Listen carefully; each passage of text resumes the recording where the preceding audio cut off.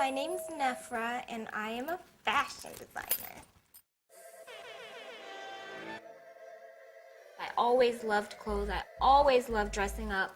By the time I was in high school, I was doing my prom dress, I did friends' dresses, I did my sister's dresses, and I came to New York. I found a school, graduated, and now I'm designing. I went to Pratt Institute, absolutely loved it.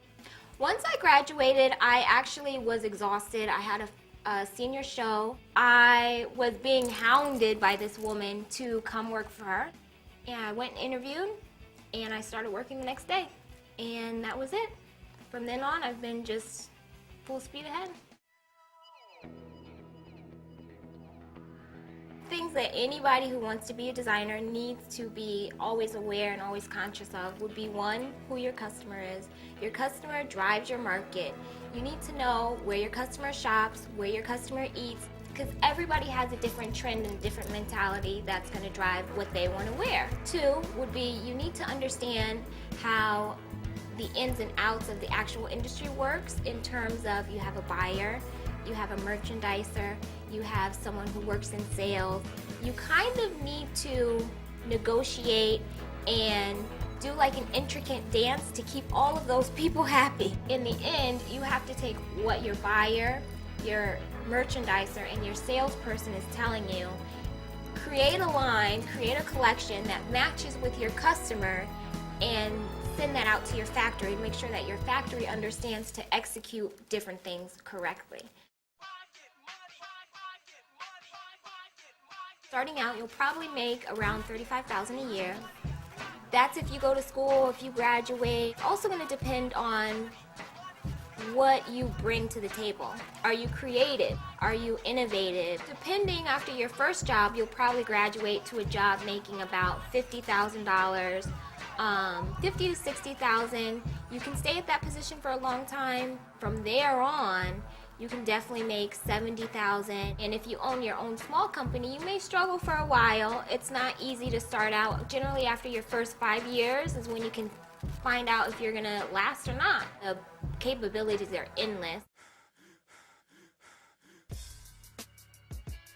Typical day at the office, I come in, I check my email. I usually have a lot of emails from the factory, so I reply back to them. I check and see if I have any packages.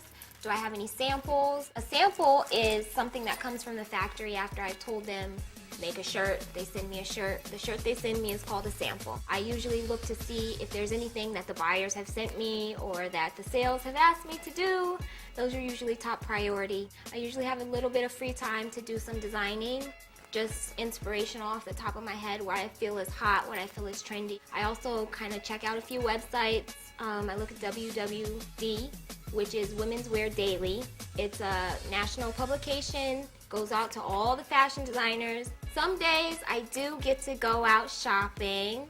I competitive shop, which is always fun. You go out and see what your competitors are, what your competition's doing. After that, I usually will meet with my other designer. We kind of chop it up and divvy up work, so that way it lightens the workload. Then usually by the end of the day, I start to send out artwork. I email that out to the factory, and then I usually pack up and go home. Okay, 5 steps to being in fashion. 1, go to a school that you're comfortable with. Your education is really important. 2, you need to really find who you are as a designer. You need to know who you are, because at the end of the day, when you design, there's always going to be a little piece of you in every garment, no matter what. 3, internships. Internships are one of the best ways to get yourself a job. It's basically a long interview process.